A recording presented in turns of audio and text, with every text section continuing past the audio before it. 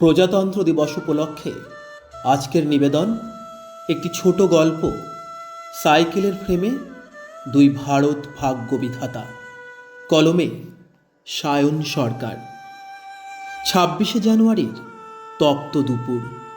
রাস্তার ধারের কৃষ্ণচূড়া গাছগুলো এখনো ন্যাড়া হয়ে দাঁড়িয়ে থাকলেও বাতাসের টান জানান দিচ্ছে শীত বিদায় নিচ্ছে। মেঠো রাস্তার ধুলো উড়িয়ে এগিয়ে চলেছে একটি পুরনো সাইকেল। সাইকেলের হাতলে ধরা বাবার মজবুত দুটো হাত, আর সেই ফ্রেমের মাঝে জাঁকিয়ে বসেছে তেরঙা শাড়ি পরা এক খুদে ভারত মাতা। পেছনে ক্যারিয়ারে বসে পা দোলাচ্ছে গোল চশমা আর খাকি উর্দিতে সাজা ছোট্ট এক নেতাজি। তার হাতে ধরা স্কুলের টিফিন বক্স থেকে বেরোনো শেষ জিলিপির টুকরোটা তখনও মুখে লেগে।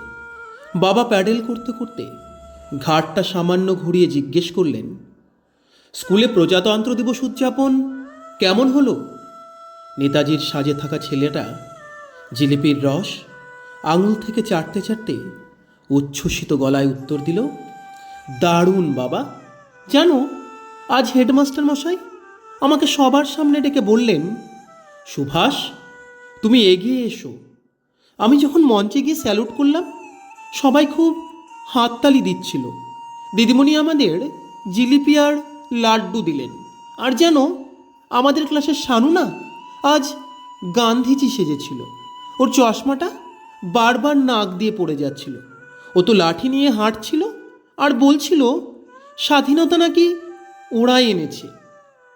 বাবার ঠোঁটের কোণে মৃদু হাসি ফুটে উঠল। সাইকেলের চাকা ঘোরার সাথে সাথে যেন ঘুরছে সময়। মাঝখানে বসে থাকা ভারত মাতা সাজা মেয়েটি হাতলের ওপর রাখা তেরঙা পতাকাটা ঠিক করতে করতে উৎসুক গলায় জিজ্ঞেস করল, আচ্ছা বাবা, ভারত মাতা মানে কি শুধু ওই তেরঙা শাড়িটা? আমি তো আসলে তোমার মেয়ে, তাই না? বাবা এবার সাইকেলের গতি একটু কমিয়ে আনলেন।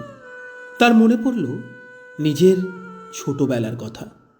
অভাবের সংসারে একটা প্লাস্টিকের পতাকাই ছিল পরম সম্পদ। তিনি ধীর স্বরে মেয়েকে বললেন, তুই তো আমার মেয়ে রে মা, কিন্তু আজ তুই যে সাজটা পরেছিস সেটা হলো এই মাটির সাজ। ভারত মাতা কোনো দূরের কেউ নন। তোদের মতো ছোট ছোট মেয়েদের নিষ্পাপ চোখের মধ্যেই তিনি থাকেন। তোরা যখন বড় হয়ে একে অপরকে ভালোবাসবি, মানুষের সেবা করবি, তখনই জানবি ভারত মাতা খুশি হয়েছেন। বাবা আবার ঘাড় ঘুরিয়ে পেছনের খুদে নেতাজিকে জিজ্ঞেস করলেন, আচ্ছা খোকা, তুই তো নেতাজি সাজলি, কিন্তু জানিস কি নেতাজি আসলে কে ছিলেন বা তিনি কি করেছিলেন?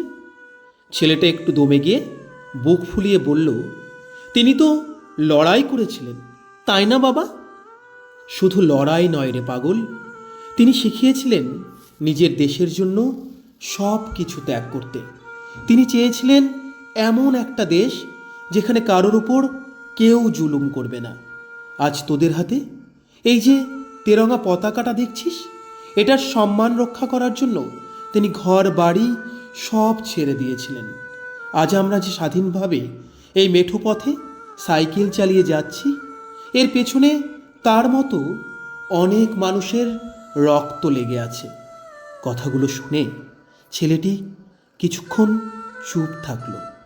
তারপর মাথা চুলকে জিজ্ঞেস করল, আচ্ছা বাবা, আজ সবাই বলছিল প্রজাতন্ত্র দিবস, কিন্তু প্রজাতন্ত্র মানে কি? এটা কি শুধু পতাকা তোলা আর জিলিপি খাওয়া? বাবা এবার একটু গম্ভীর হলেন। প্যাডেলে বাড়তি চাপ দিতে দিতে বললেন, না রে পাগল, প্রজাতন্ত্র মানে হলো এই দেশটা এখন তোদের। তোরাই এই দেশের রাজা আর তোরাই এই দেশের প্রজা। এর মানে হলো তোরা যখন বড় হবি তখন দেশটা কেমন হবে সেটা তোরাই ঠিক করবি।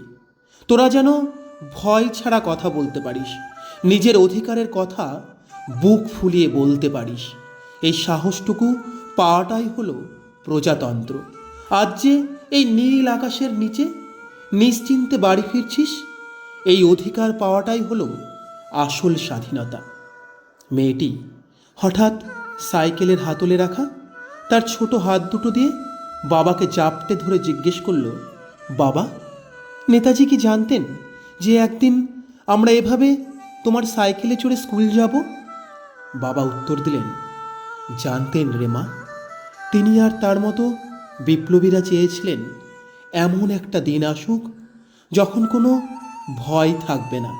তিনি চেয়েছিলেন ভারত যেন বীরের দেশ হয়, আর সেই বীরত্ব থাকে মানুষের প্রতি ভালোবাসায়। তোরা যদি সৎ আর সাহসী মানুষ হবি, তবেই জানবি তোদের আজকের এই সাজ সার্থক হয়েছে।